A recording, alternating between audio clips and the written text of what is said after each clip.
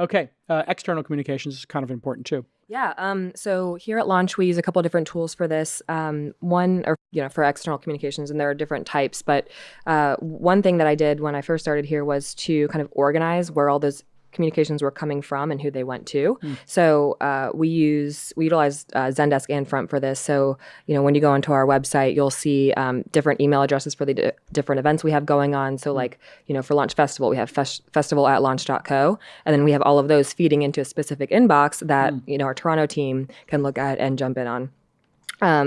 So getting those separated is actually, and having, communications go to the respective teams is really helpful. And so obviously you're organizing all this incoming communications, and then the sales team obviously has got a lot going on. How do we manage the sales team and the marketing?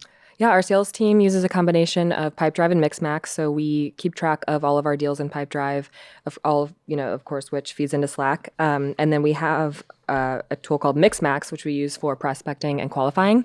Mixmax is really cool because you can create canned responses, and there are a lot of really cool enhancements you can make to your email. So for example, instead of directing people to a separate Calendly link, Mixmax has that built into the email. So all the person has to do is just click on one of the options and the meeting's scheduled. It's really cool. Mixmax, Outreach. There's a bunch of these different tools. Some people use Salesforce. All of them work slightly differently, but to do the same thing, manage the flow of leads and do email sequencing to, sort of automate part of the process. Okay. Yeah. And then the third recommendation I would make would be to publish documentation. So we have, frequently asked questions on our site. When you see your support team answering the same questions over and over and over again, you really need to get those published somewhere. Yeah. I know Zendesk has Zendesk Guide, and you can use that to create public knowledge bases. And then also you can create an online community so that your users are actually communicating with themselves, and your team can actually step out of it in some cases. Yeah.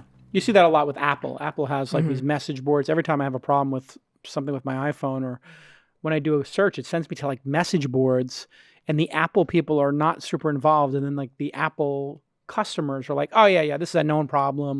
The iPad Pro keyboard is just garbage. It's broken. I returned mine 3 times. Just go into the store and tell them it's never worked, and they'll do it. And I was like, okay. So I went to the store. I was like, it's never worked. They're like, we'll give you a new one. I was like, oh wow, great.